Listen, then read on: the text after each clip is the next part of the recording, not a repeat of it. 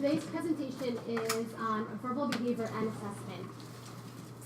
Today's presentation includes describing applied behavior analysis in relation to verbal behavior, outline of Skinner's analysis of language, define the primary verbal operants, explain verbal operant identifications, and describe the basic components of the VB map, and last but not least, summary and conclusion.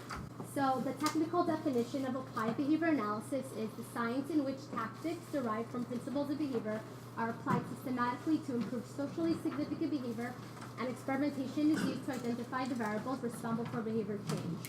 Everything we know about behavior is studied and experimented. It is a natural science. We are looking at behavior in a natural environment and observing it in a natural way. It's applied in a systematic fashion. ABA is the methodology that we use to teach children with autism, and it's extremely structured and orderly and organized, and if it's done right, it's proven to work. So these basic principles include reinforcement, something that we use to increase behavior, extinction, something we use to decrease behavior, and punishment, something we use to weaken behavior. According to these theorists, words and sentences, or the formal properties of language, are the important units of analysis. So in the traditional view, they looked at the topography, also known as the formal structure. They looked at the phonemes. How many sounds does a word have? Words that cannot be broken down into simpler sounds, such as come, in, add, ing. They were looking at semantics, the meaning of words. Pragmatics is how it's used in social situations. Lexicon, our vocabulary. Syntax is the organization of words and sentences, and our grammar. They subdivided language into receptive and expressive skills. So in the olden days, what they would do is they would have an array of 3 things. They would ask the child to point a car. The child would listen, scan the array, and they'll go to hand the car to the clinician. Great, they know what a car is. Now they would hold up the car and say, what is it? Car. And they thought, great, the child knows the meaning of language. He knows car.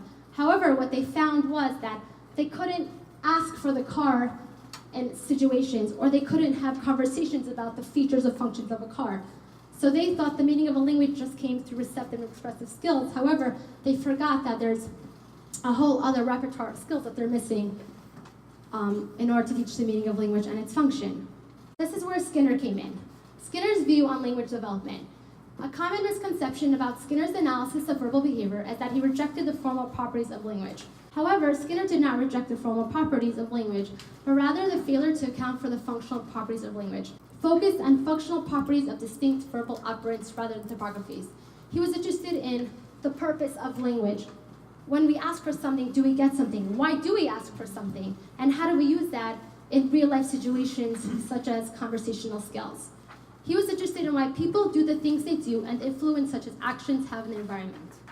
So Skinner published this book in 1957. It proved to be his most important work.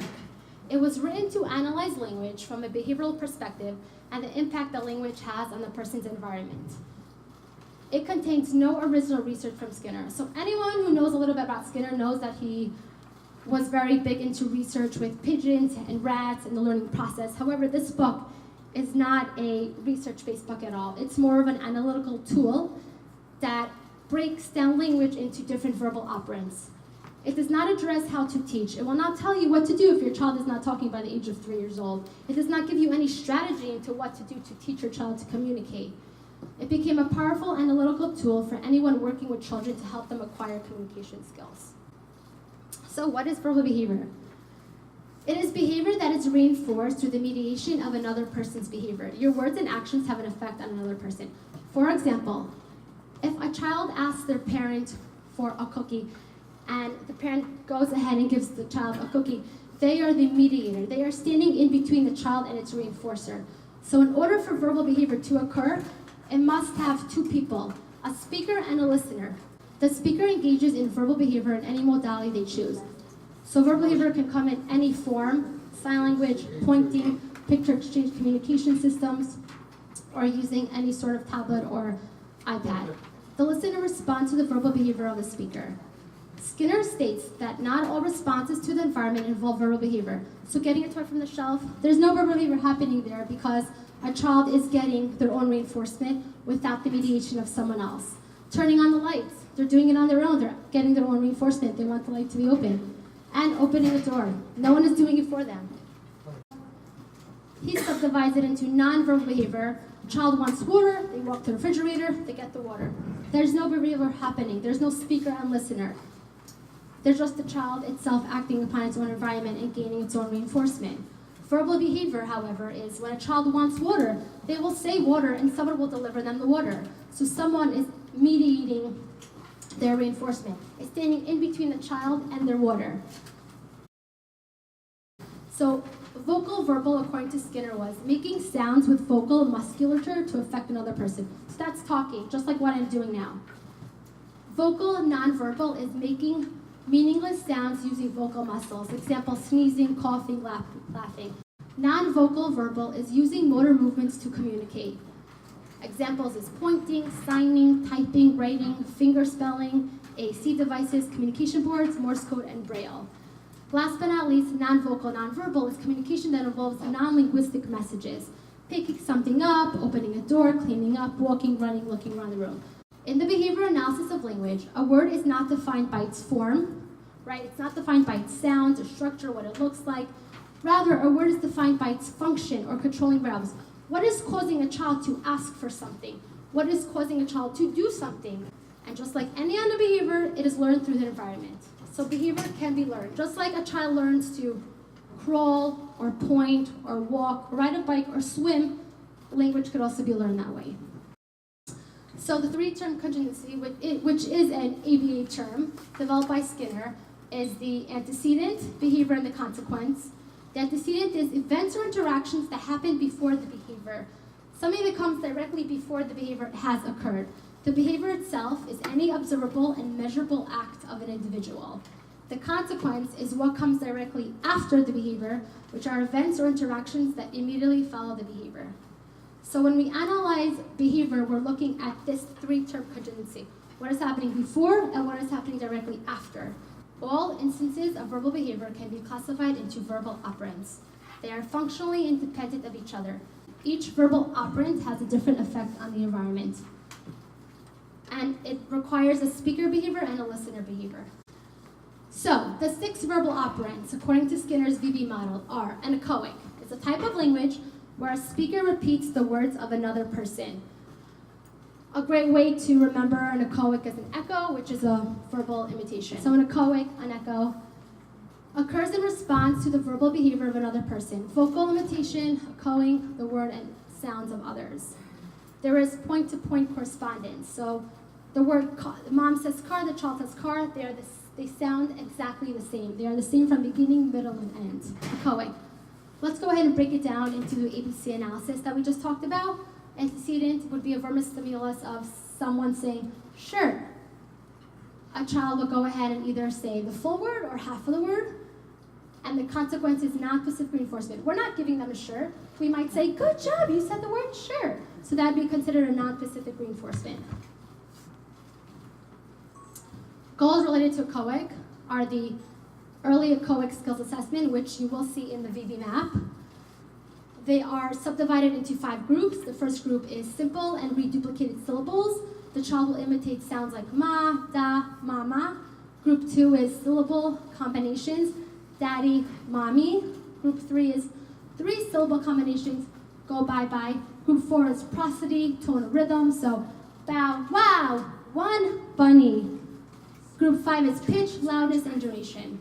The goal is that a child needs to master the sounds in group 1 before you go ahead and teach them the sounds in group 2, 3, 4, and 5. Sample of an echoic program that you might see is student will imitate any 2-word utterances with 90% accuracy. So the short-term objectives would be imitates 1-word CVC utterances, like big, imitates 1-word CCBC utterances, like swim, imitates 2-word CVC utterances, like big boy, and imitates 2-word utterances, swim frog. More bad guys. More bad guys. Wow. Second, the consequence of echoic behavior is non-specific reinforcement. This again can be anything that increases the behavior that is not the object being said. Having echoic behavior can be used to teach other operands such as nouns, tacts, and intraverbals, and is a predictor of the best outcomes. In this clip, you will notice that the antecedent to the child's verbal behavior is the mother saying balloon. Try it again. Balloon. Balloons. The behavior was the same word as the SD, and the consequence of the behavior was non-specific reinforcement. The child was not given a balloon, but was given praise and attention. Next one is a mand. A type of verbal operand in which a speaker requests for what she needs or wants. The best way to remember what a mand is by the word demand or command. The child is demanding something from someone else. Primarily the first verbal operand acquired by a child. The only operand that directly benefits the speaker. Mands can come in various forms, just like the echoics: speaking, pointing, writing, typing, signing, and finger spelling. It can be used to request desired items, attention, information, assistance, or specific actions. Manding communicates wants and needs, uses the student's motivation to teach, and the student can control the environment. Breaking it down into the ABC analysis, we have an antecedent motivation of hunger. The child is requesting for something because they feel hunger. Maybe they haven't eaten for several hours. Behavior might be child asking for cookie. The consequence is directly affecting the child. The child will go ahead and get the cookie. Why is manding so important? It helps children avoid frustration in communicating their wants and needs. It is relatively easy because therapists, caregivers are using a child's own motivation as the primary tool. It is a natural first step in teaching communication and moving on to other operands. It makes social interaction more valuable between the listener and the speaker, and it helps the child control their environment by requesting for what they want. When do we teach a mand? You want to teach mands at times when the motivation is the greatest for the item or activity. So for example, don't teach a mand right after lunch for the word cookie because the child is satiated and just had lunch. The best time to do it, I would say, is in the morning when the child is coming off the bus and might not have eaten breakfast and is hungry. Use his breakfast or his reinforcers as a motivational tool. You want to figure out what motivates a child to ask for specific things. If they're obsessed with iPads, that is a great reinforcer to use to get them to communicate and teach language. If the child seems bored or disinterested in any of the items you've selected for mand training, switch to another selected item or identify something else to replace it. So you have to use whatever the child wants for manding purposes, or else you won't get any language out of them. So some of the goals related to mands include requesting for desired items. I want pizza for dinner. Request for information. What time is it? Requesting for assistance. Can you help me? Requesting for missing items is if you give a child a bowl full of cereal, they need to ask for spoon. Request for actions. Play with me. Request for attention. Look what I just did, Mom. Request to move something. Turn off that loud music. So it's not just requesting for food. You can request for all sorts of items. Sample of a mand program would be VB cookie. Let's say you're trying to teach a child to mand for cookie using a full sentence. You might start off with cookie using 3 echoics and 5 mands. So 3 echoics is cookie. Great, you said cookie. You go ahead and give the child a small piece of cookie. You don't want them to get satiated by the time you're doing their mands. After 3 echoics, you move on to mands. 5 mands, you move on to mands for 1 cookie. Then you go ahead and increase the size of that sentence. Now, in my professional opinion, I would suggest building up the child's mand repertoire with single words, so cookie, water, chip, before going on and moving to full-size sentences. You want to create situations that a child will mand for something. So, some of them might include holding up an M&M with the eyesight of a child, giving the child a bottle with a tight lid and having them stay open, giving the child a bowl of cereal with no spoon and having them request for spoon, giving the child a toy that requires batteries but withholding the batteries, turning off his favorite video and having the child say, turn it on, open, giving a child a piece of paper with no crayon and having the child ask for crayon. So these are ways in which we could create situations for a child to request for things if they're not requesting for things on their own. Impure mands versus pure mands. So when you contrive a mand, you're creating situations for which a child needs to ask for something. It's considered an impure mand. You're prompting them. So it does not occur spontaneously. Mands that occur in the presence of an item or prompted by another person. What do you want? What do you need? Can I give you something? Those are all prompted responses. The goal is you want your child to spontaneously man in his or her environment without you constantly asking them, what do you want? What do you need? What can I get you? A pure man is what we would love to see, and the goal of this is often called spontaneous mans that occur when the desired item is not present. So, for example, if you were out at the grocery store and your child says, bathroom, that's great. There's no bathroom in sight. The child is spontaneously requesting for the bathroom. That is what we would love to see for our students. What would you like?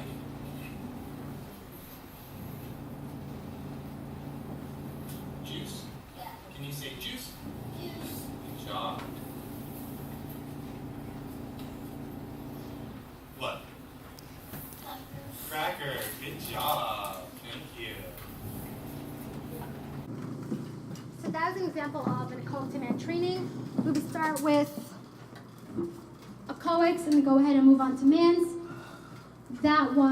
Those were impure mans because the therapist kept on asking the child, what do you want? What do you want to play with? What can I get you? The goal is that they will spontaneously request for those items without them being present. With the help of the audience, we're going to decide whether or not they're a man, and if they are, why are they a man? A child says out to get someone to open the door. Is that considered a man? Yes. Great. Why? Which man is it? It's requesting for assistance, right? Out. A child cleans up their toys when asked to clean up. Good job.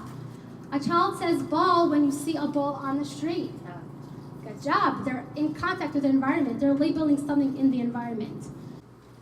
Determining targets for man training. What we do is something called a preference assessment. It is observations or trial-based evaluations that allow practitioners to determine a preference hierarchy, highly preferred, moderately preferred, or low preferred. Used to identify things that are reinforcing or rewarding to a particular individual, which may be neutral or unpleasant for another person. So we do this at the beginning of every year. We'll go ahead and send out a preference assessment to parents or previous teachers in the building that had our students to identify what things they like and what things they don't like, and whatever they do like, to use it for our benefit. And my turn in 5, 4, 3, 2, 1. Put in.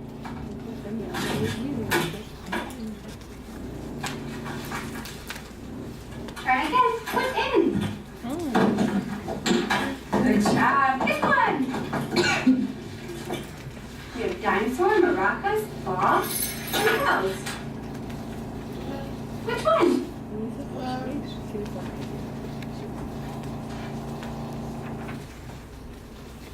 You picked dinosaur. Cool. She is doing something called a preference assessment using the stimulus without replacement. There are a bunch of different preference assessments. That's a whole different presentation. But for now, I just want to give you a snapshot of what a preference assessment might look like with a child with autism. So she is developing a hierarchy list in terms of what the child will work for and what they like and what they don't like. So, research supporting Skinner's verbal behavior approach. In 1993, Williams and Greer compared a linguistic approach to a verbal behavior approach for teaching language. They found that more words were omitted during verbal behavior training than during a traditional linguistic training. During maintenance probes, more correct responses were omitted by those taught through the verbal behavior approach. Skinner's verbal behavior approach produced greater generalization and retention of skills than that of a linguistic approach. Bottom line is, verbal behavior therapy does work, and that's why it is so successful in teaching language and learning skills with children with autism. Next verbal operant is the tact. It's a type of verbal operant in which the response is controlled by an immediate non-verbal stimulus in the environment. For example, a boy says train when he sees a train. So a child might be looking out his window, will scream, "Mommy, train, train." Not necessarily will they want the train, they just want the mother's attention. So the consequence is that the mother will give them attention and say, "Yes, that is a train, we live next to the train station." Produces a generalized conditioning forces such as social praise, attention. A speaker names objects, actions, or events in their direct contact through any of the sense modes. Child could smell something, hear something, and touch something and label that item. The best way to remember ATTACT is contact with your environment. Allows the speaker to identify and describe features of her environment. There is a large number of words that can be learned through the environment. Most early intervention programs focus on teaching this operant extensively to build vocabulary. You want a child to build vocabulary so they can go ahead and request for certain objects. They can't do that if they don't have the words behind it. So an antecedent is a nonverbal stimulus. They see or hear something in the environment, such as a train. They'll say train. The consequence will be nonspecific. They don't want the train. It's not a man. It's tension, social praise from the person that they're talking to. Labeling things, places, or people. Labeling actions. Walking, eating, drinking. Labeling features of objects. Color, size, texture. Labeling relationships. Slow versus fast, big versus small. Labeling functions of objects. What an item is used for. Features of an item. Labeling a class of objects. Is the item a clothing? Is it a food? Is it an animal? Is it a transportation? So on and so forth. Sample of a tacting program. Tacting categories. The student will label 8 categories with 90% accuracy. So a program you might see is they might start with naming clothing and animals, move on to foods and toys, shapes and colors, and then letters and numbers. Video on tacting.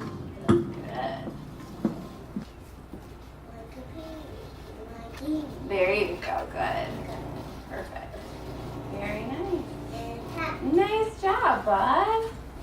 Here, Ben is being shown several pictures of things he will see in his everyday life. He has learned how to tact or label each of these pictures. The ultimate goal is for Ben to label what he sees when he sees it. Labeling items is one of the first steps in conversation building. All right, I want you to look up here. What letter is it? What about this one? T. What about this one? O. And what number is this? Here, Sam is learning to tact or label letters and numbers. The acquisition of letter and number identification helps to establish pre-academic skills, which will be beneficial for him in future school settings. As you saw at the Verbal Behavior Center for Autism, we teach our children to tact. Tacting can be extremely effective in teaching children how to communicate with others in their environment regarding things that they see. Let's go through these scenarios together. A child says taxi as a result of seeing a taxi on the street. Great. A child says taxi as a result of wanting a taxi. Great. A child signs cat as a result of seeing a cat in the street. A child describes what a cookie looks like. On intraverbal is a type of language where a speaker verbally responds to the words of others that is strengthened by social reinforcement without any visual stimuli present. So it's having a conversation or answering questions about something not present. So someone might walk in and ask a child, oh, how old are you? What's your name? And start a conversation. Those would be all considered intraverbals. Also fill in. So an example would be if I'm working with a child and I say, row, row, row, and the child will go ahead and say, boat. Taught when there is a tact repertoire and many pure mans.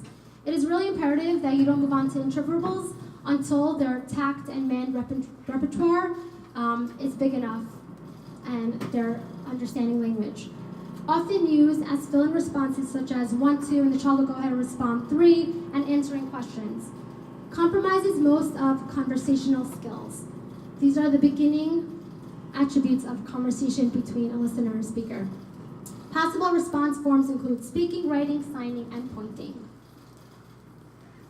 Intraverbal, let's go ahead and break it down. The antecedent is a verbal stimulus.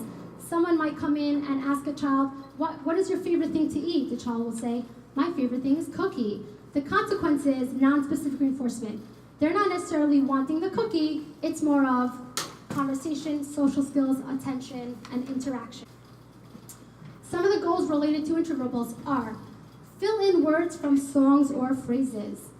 Answer personal information. What's your name? How old are you? Where do you live? What school do you go to? Answer WH questions. What did you do on the weekend? What did you do for Thanksgiving?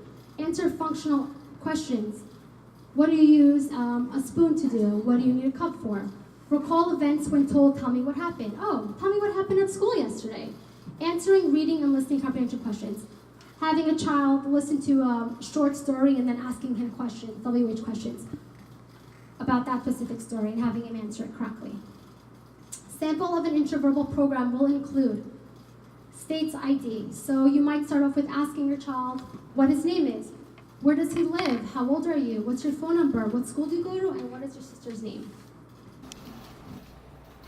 Is it a helicopter? I love how you have a guess. It's not a helicopter, but it's a transport. It's an air transport, and lots of passengers go in it. Lots of passengers. Is it an airplane? It is an aeroplane, mister. Another token.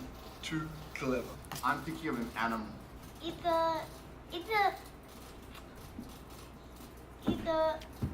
a cow? Cow, nice guess. It's not a cow. This Oh. is an animal, and it's an animal that lives in the ocean. Can you think of some animals that live in the water? Is it a whale? I like how you had a go, hey? It's another token because you're having a go. It's not a whale. Thanks for looking at it. Hey, so it's an animal, and it's an animal that lives in the ocean, that lives in lots of water, and it has 8 arms. 8 arms. Is it an octopus? Yes, it is an octopus. Check it out. Another token. Octopus doesn't have 2 arms. No, it does not. How many does it have? 8. 8 long tentacles, very good for tickling. The next verbal operand is imitation. It's copying someone's motor movements, a tendency to sign for apple when someone else signs for apple. In order to learn any skill, a child must have an imitation repertoire because without imitation, it is nearly impossible to teach everything. So if a child can't attend to your motor movement, it's really going to be hard for them to attend to any other program or any other demand. This is essentially true for teaching motor imitations that include oral, gross, and fine motor movements. Being able to imitate the behaviors of others may lead to appropriate vocalizations, play, and social interactions.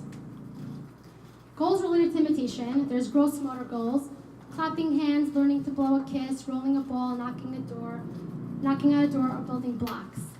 Fine motor skills that we might work on in an imitation program might include ring stackers, shape sorters, foam boards, Play-Doh, writing, and drawing. Oral motor, which we talked about in Echoic, is imitating sounds, imitating words, and imitating sentences. Last but not least, we have the verbal operand receptive. A person's understanding of what is said to them when following directions or complying with the requests of others. Go get me an apple, go get me a cookie, go get me the toy. An example would be getting an apple when asked to get an apple by someone else. Initially, you start with items a child can demand for or tact, as well as simple instructions, come here, sit, clap, stand, clean up. When teaching receptive skill, we want to teach a child to respond to a variety of antecedents. Touch the ball, find the ball, show me where the ball is, because in English language, we have more than just one word, and you want the child to end up generalizing these terms in a natural environment.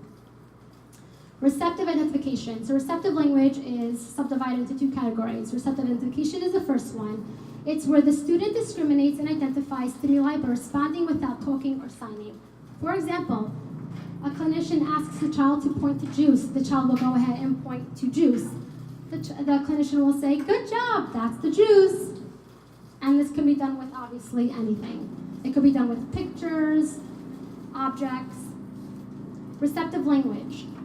Following instructions or complying with the request of others. A tendency to get an apple when someone asks you to get an apple. Another example would be, go brush your teeth. The behavior is brush his teeth, reinforcer is good job.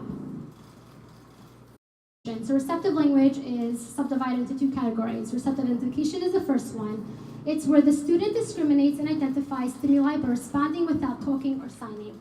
For example, a clinician asks the child to point to juice. The child will go ahead and point to juice. The clinician will say, good job, that's the juice. And this can be done with obviously anything. It could be done with pictures, objects. Receptive language. Following instructions or complying with the request of others. A tendency to get an apple when someone asks you to get an apple. Another example would be, go brush your teeth. The behavior is brush his teeth, reinforcer is good job. Let's go ahead and take the word apple And let's use it towards all the functions of the verbal operand. So an apple, for an echoic, is when you hear the word apple, you will repeat and say apple. For a man, when you want an apple, you will ask for an apple. Attacked, when you see, smell, taste, or touch an apple, you would say the word apple. Intraverbal, when someone asks you to describe an apple, that is considered neutral. You will say, oh, an apple is shiny and it's sour and it comes in all different colors. That would be considered intraverbal. Receptive is when you respond to someone giving you an instruction about an apple. Go get me the apple. That would be a receptive skill. Imitation, when you point to a picture of an apple because somebody else did the same. So I go ahead and point to apple, and then someone else would go ahead and imitate that exact gesture. Individualized intervention programs. An initial assessment provides current level of skills from an individual. So when we are assessing a child, we are looking at their baseline skills. What do they already have? So we don't have to waste our time and work with them on. Ongoing assessment provides tracking and outcome data. We want to track the skills that they have and track the skills that they are learning and progressing in. Ongoing assessment can guide program adjustments. Based on your observation and your assessments, you can build in an appropriate program for that child. Failure to conduct adequate assessment can result in an inappropriate and ineffective curriculum for a child. If you're working on skills a child already has, you're wasting their time and they're not really learning. So I would suggest when you have a child come into your classroom and he's never been to school before, the first thing you want to do is go ahead and run an assessment known as the VB map, which is so widely used in ABA practice. So a brief overview of the VB map before we go into detail.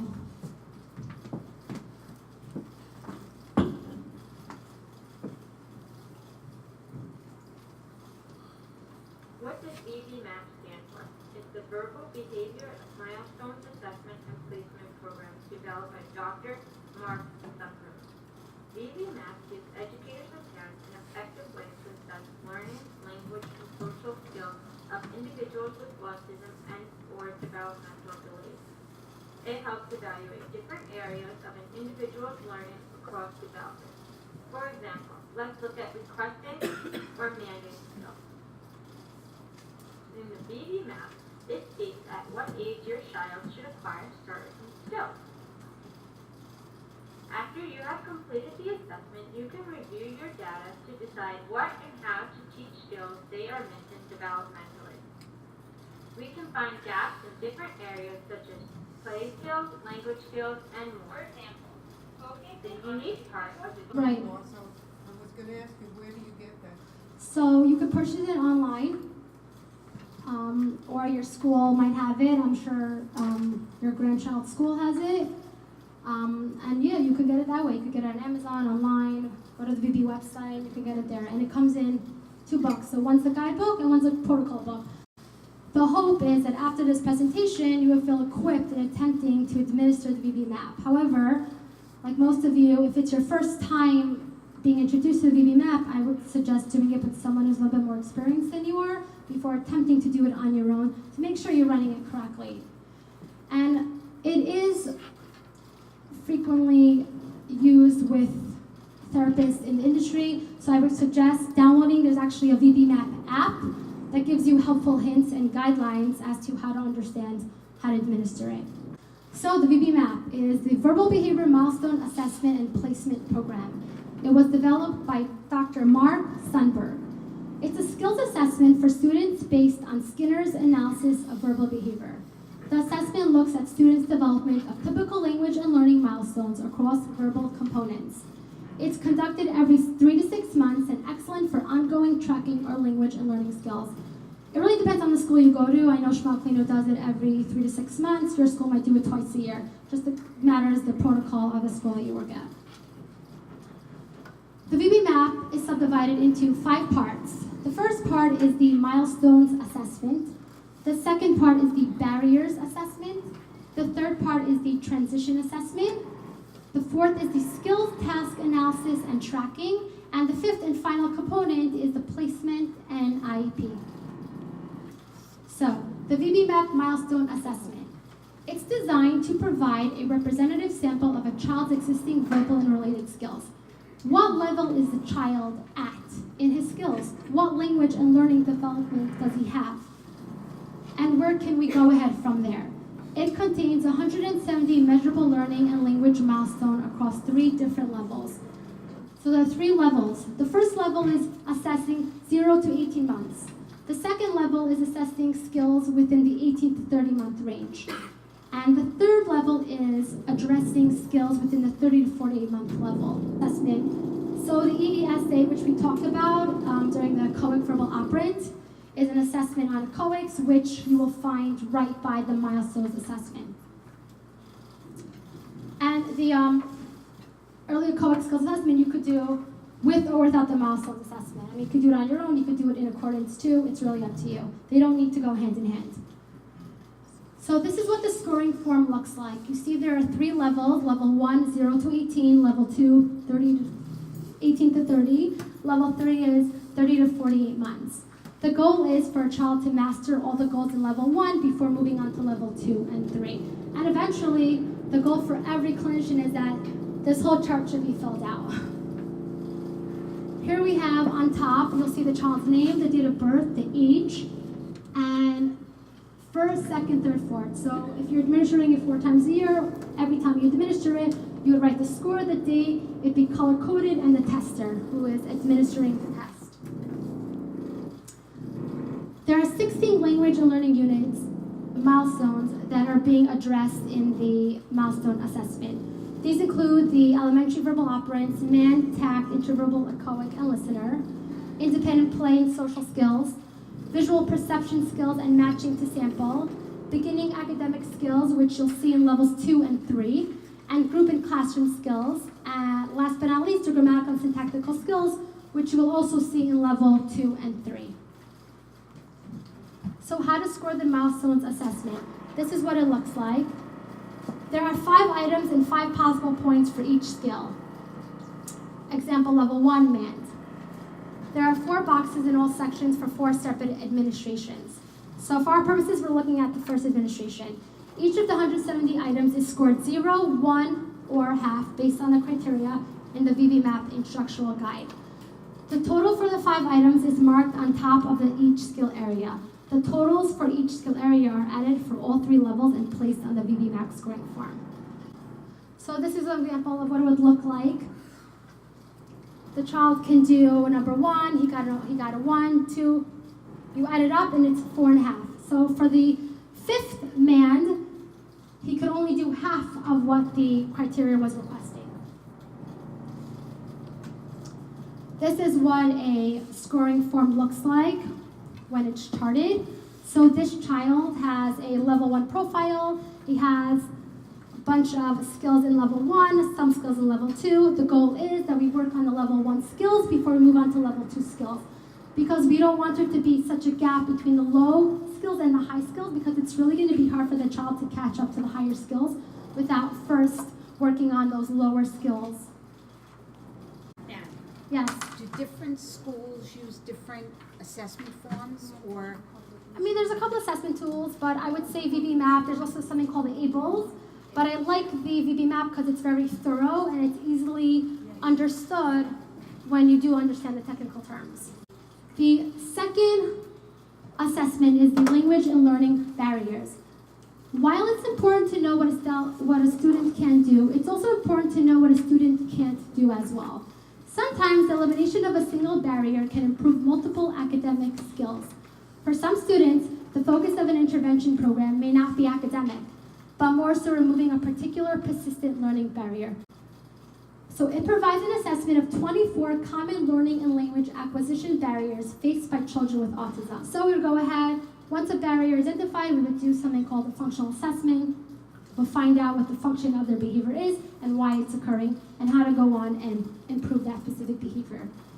By identifying these barriers, the therapist can develop specific intervention strategies to help overcome these problems, which can lead to more effective learning. So there are 24 common learning and language acquisition barriers that can affect learning and language development. So a child with negative behaviors. It's going to be really hard to work with a child who is biting and spitting and pinching and hitting. So it's important that we identify what the behaviors are and how we can work through it in order for a child to learn appropriately. Instructional control. It's going to be very hard for a child to learn if they are not complying with our requests or our demands. Defective mand. It's going to be really hard for a child to request for items if they don't have a big enough mand repertoire. Defective tact. If they can't label things, how are they going to ask for things? Defective echoic. Learning language development. How are they going to learn language if they can't repeat spoken words and sounds? Defective imitation. How are they going to imitate you if there's no direct attention, if they can't focus on what you're asking them to do? Defective visual perception. Matching a series of 10 or 12 pictures in an array and asking them to match picture to picture, object to picture, matching identical pictures. How are they going to be able to do it if they're not attending to that skill? Defective listener. How are they going to be able to receptively understand anything you say if they don't have listening skills? Defective intraverbal.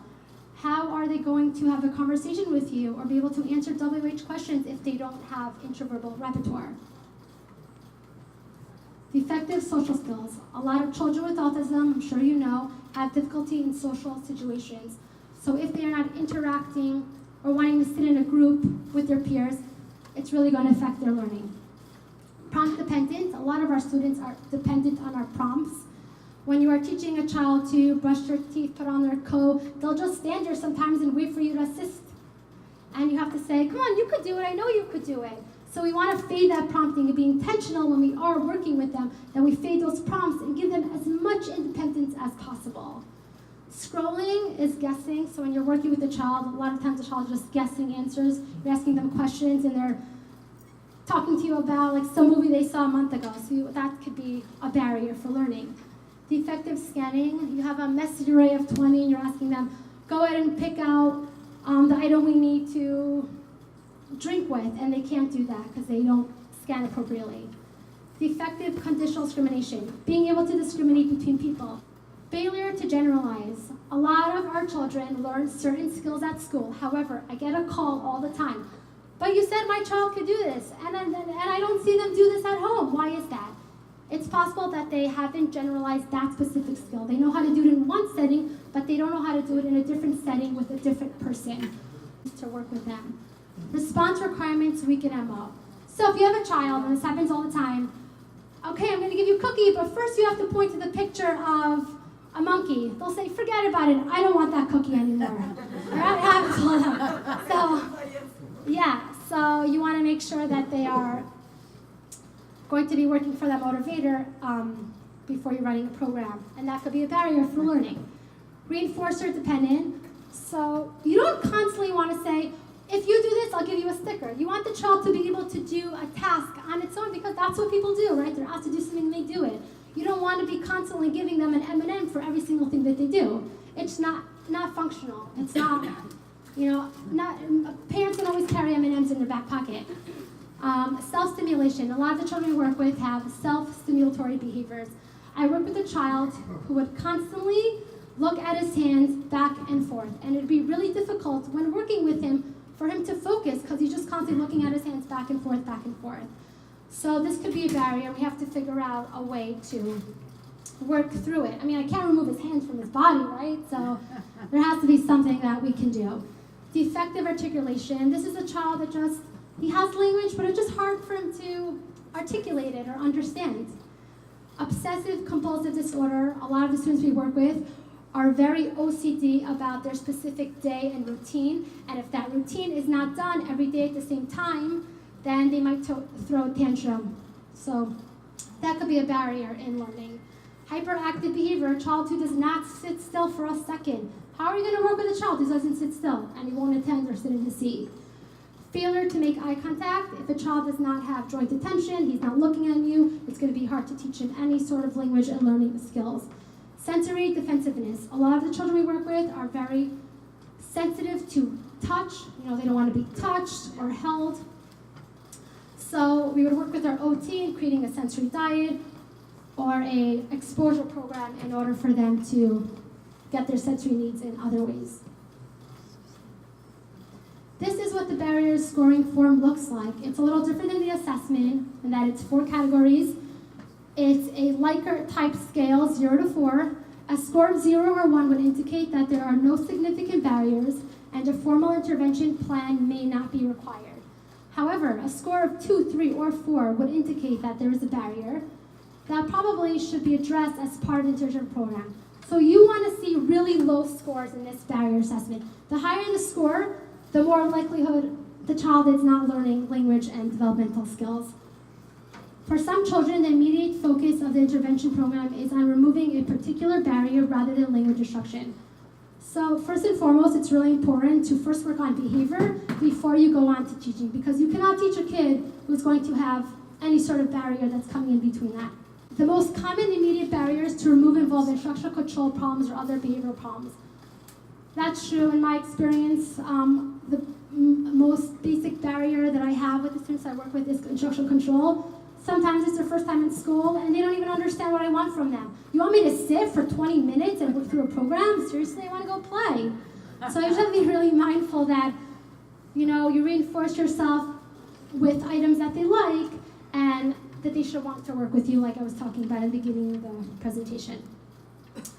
So this is what a scoring form would look like. So I would say they have difficulty, they're scrolling. Let's say we work on scrolling, prompt dependent, instructional control, defective mands. And this is what the scoring form might look like. And these are barriers that you would want to work on. Transition assessment. It analyzes the skills needed to increase the probability that a student can successfully learn from a less restrictive setting. So if you have a child who is moving from a specialized instructional setting to maybe a public school, they're going from a very restrictive to a less restrictive environment. Does this public school, this less restrictive class, have the prompts and the supports that this child needs in order to be successful?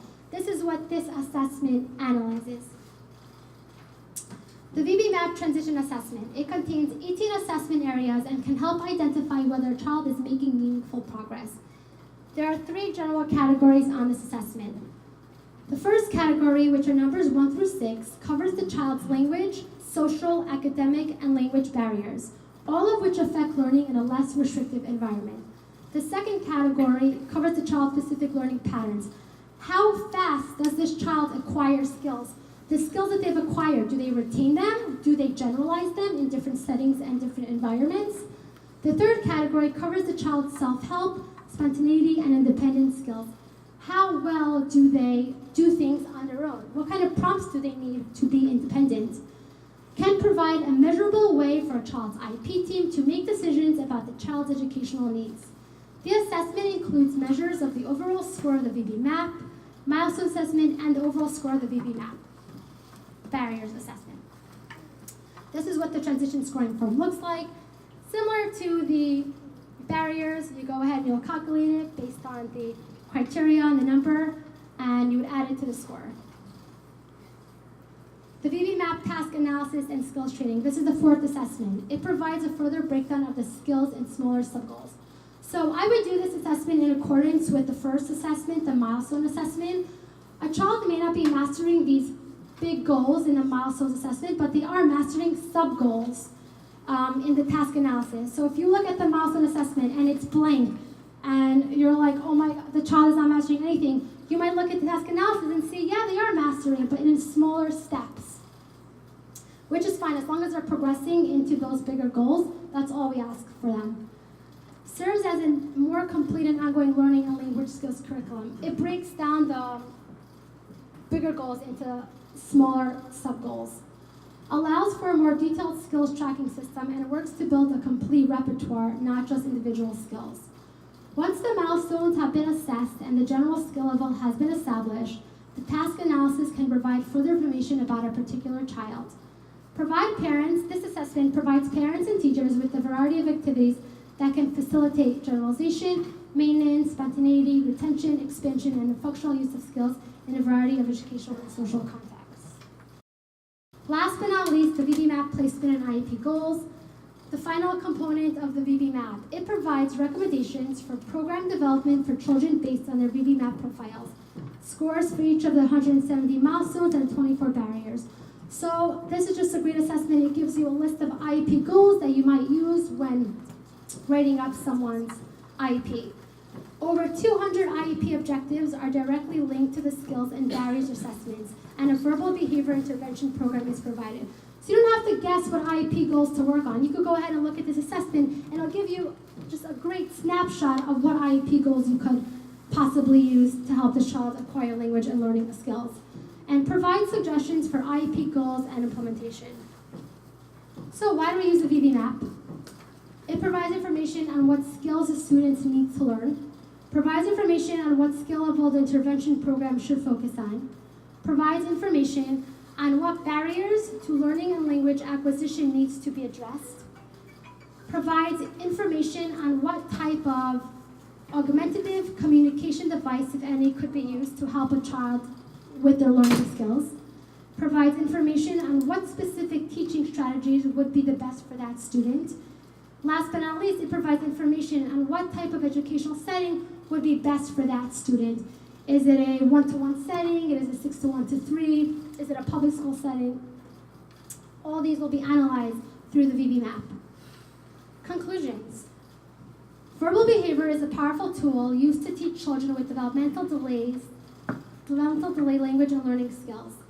Skinner's analysis of verbal behavior can guide an assessment and intervention program unlike any other theory of language, and the VB map can provide the foundation and a guide for an ABA-VB intervention program.